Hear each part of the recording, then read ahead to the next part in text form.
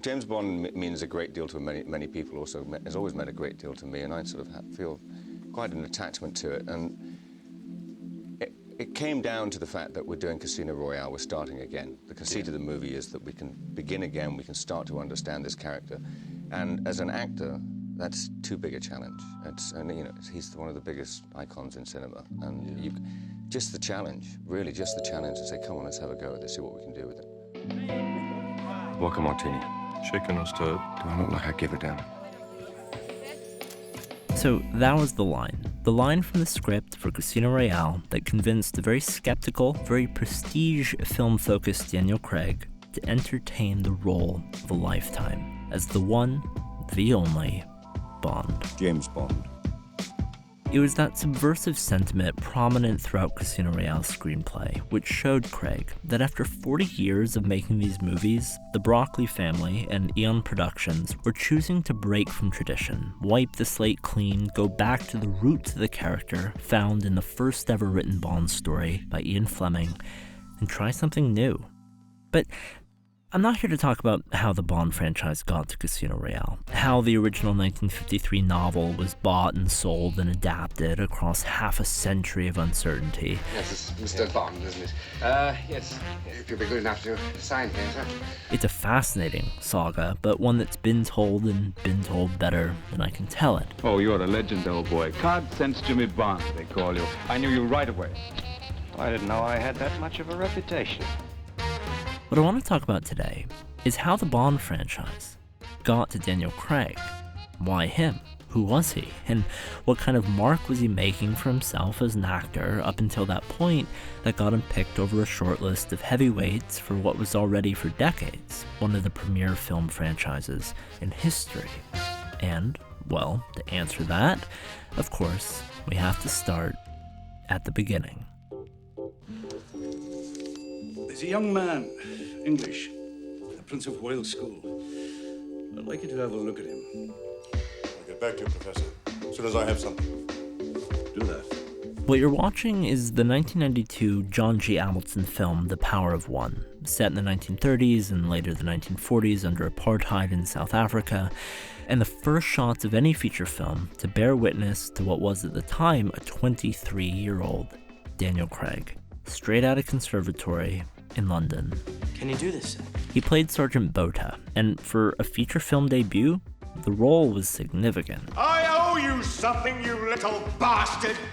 It was villainous, savage, downright hateable. I'm not finished with you. Or the Malay girl. And while this wasn't exactly a testament towards Craig's ability to later play Bond in terms of character, I'll take you in when you're dead. There is actually some decent hand-to-hand combat in this movie, so a little spark of something recognizable perhaps there. Anyway, Botha does, by the way, get his comeuppance.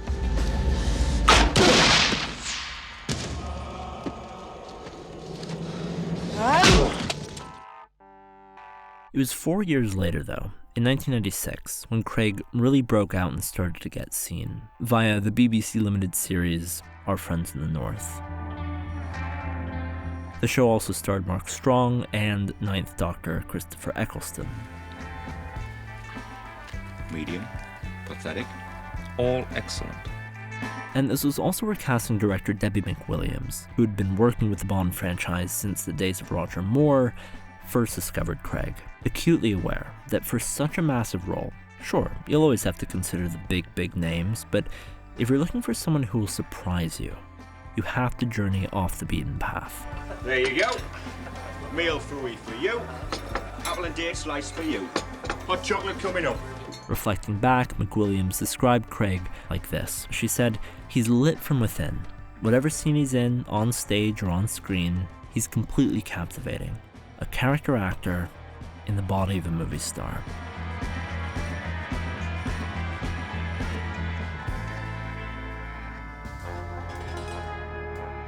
They needed someone fresh, Casino Royale being the origin of Bond's 00 status. Someone young but not too young, a little unrefined but mature enough to be able to pass as a veteran. Considerably. But they needed something else too. Skill. An actor who could internalize everything, but remain expressive. Casino Royale is arguably the darkest and most formative Bond story Fleming ever wrote. A love story, a love-lost story, culminating in the famously cold final line, Job's done. The bitch is dead. Classically trained, these were the skills Craig had and had been honing. Not an overly commercial actor, more indie leanings, artsy films like Love is the Devil in 1998. And who might you be? Sharing the screen with Derek Jacobi, a proclivity for a type of film that simultaneously diversified his training, while also raised doubts from McWilliams and Barbara Broccoli and the other producers that Craig would even say yes to such a major franchise. All right.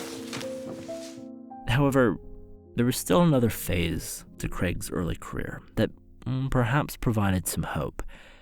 His move onto the international stage. Lara Croft. I don't believe it. I'm not gonna lie, this is kind of just an excuse to talk about 2001's Tomb Raider. This was almost certainly the first thing I ever saw Craig do, whether I realized it at the time or not. And out of the demon's ass. And what's great here is the way Craig's character, Alex West, Hey, Laura. walks that tightrope of technically being a baddie, Tourist visa? No, I'm working. or one might just say a very egotistical person, Wow. while still remaining likable and totally redeemable. Get them out of here.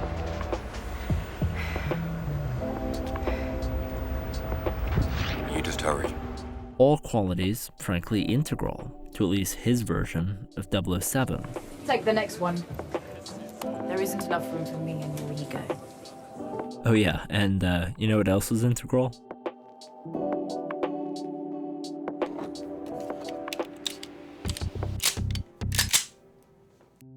Anyway, in the more prestige Hollywood space, Craig was also getting noticed. He played a part in Spielberg's Munich in 2005. I don't know about the rest of you, but I'm not celebrating. I'm goddamn rejoicing. But even a few years before that, he filled the sizable role in Road to Perdition as Connor Rooney, I'm busy. sharing the screen with the likes of Tom Hanks, Paul Newman. You all right? Yeah, he's fine. Also helmed by Sam Mendes, who would go on to direct some of the more notable of the Craig-era Bond films. And while Road to Perdition was even less Bond-esque than, say, something like Tomb Raider, it did show off one of the more interesting third-dimensional qualities that I see in Craig's Bond. Try again. That subtle but visible deflation of ego when he loses or is no longer in control of a situation. Try again. Again, Bond may act stoic, but it's all about that internalization going on underneath that gives his version of the character life, that lights him from within. And then there was Layer Cake. Everyone likes to walk through a door marked private. Therefore, have a good reason to be affluent. Yeah, the movie most people sensibly assume was effectively Craig's audition tape for James Bond, and maybe, sure, to an extent, and we'll see why that tracks in a second. Let me state my position. But McWilliams and Broccoli had their eyes on Craig for quite a while, and neither has personally attributed their interest in him to this movie. I mean, I fucking hate guns. Not in the way critics and fans have done. As a matter of fact, while our friends in the North might have put Craig on McWilliams' radar for Bond, Barbara Broccoli has stated very frankly what movie it was that personally put him in her mind for the role. And it's an odd one. 1998's Elizabeth with Cate Blanchett. Specifically, this random scene of Craig in priest garb walking down a hallway. But hey, when you've been living and breathing Bond literally your entire life, you know what to look out for, and you know when you found it. Anyway, all that said, Layer Cake still remains the pre-Bond era Craig film I recommend to anybody above all others. It's dope as heck, directed by Matthew Vaughn, who produced the best of Guy Ritchie's movies, which should tell you a lot, a very British crime film, and just a ton of fun. It doesn't work like that. Don't keep fucking saying that to me. And yes, in it, Craig is undoubtedly very, very Bond-like. The way he swaggers into a building, fixes his shirt cuffs, the way he actually uses his real accent for once in his career. Do you know where I live? No. Well, fuck off then. And all that brings us back to Casino Royale. As I said, when producers finally reached out to Craig, they were skeptical he'd say yes, which is fair. He was skeptical they were actually considering him. Craig didn't believe Bond was right for him. But that was the Bond of the past. He read the novel in a day, took the meeting, read the script, and realized it was an opportunity to do something that had never been done before. Soon after, September 2005, they shot some screen tests to convince the studio. I'm the money. Every penny of it. Rehearsing several full-length scenes. I'm the money. Every penny of it. And a month later, in October, Daniel Craig is escorted by Royal Marines by boat to a media press launch, and Eon Productions officially announces him as the 6th actor to play the role of James Bond, after which for months he would be judged and prejudged on his looks and on his ability to do this character right. And in short, well, he did. And he would continue to do, longer than anyone else before him had. Well, I understand double O's have a very short life expectancy. Daniel Craig, what can I say? You're the man. You know, that's not half bad. I'm gonna have to think up a name for that. And hey, speaking of Daniel Craig and Layer Cake, if you need even more of an incentive to check out the movie, I actually made a quick essay on it a while back looking at one of my favorite scenes from the movie and how it came about as a result of an actually positive case of studio interference. That video unfortunately got copyright claimed, I think even blocked in a bunch of countries. I took it down, never managed to get it back up onto YouTube, but you can go watch it right now, exclusively, over on Nebula. If you don't know, Nebula is a creator-built, creator-owned streaming platform. It's got no ads, no clutter, and is home both to Nebula original programming. I highly recommend checking out the live comedy improv series Abolish Everything, which releases every other week only on Nebula, but also tons and tons more exclusive, extended, and early content from many of the creators who have inspired me, including Thomas Flight, like Stories of Old, A Closer Look. Subscribing to me on Nebula not only means supporting me and my work in a more sustainable way. It means access to all my new videos weeks before they arrive here. It means watching all my videos in their entirety without ads. And it means subscribing to a platform that actually provides a productive place for creators like me to analyze and celebrate the films we love without all the roadblocks. And now as a member, you get access to guest passes, giving friends and family week-long Nebula access and you the opportunity to share and discuss all the great stuff you see on Nebula with the people you care about. If you join Nebula with my code, you can get 40% off a year's subscription, which comes out to just $36 for the year, $3 a month, if you go to go.nebula.tv/CinemaStix or use my QR code.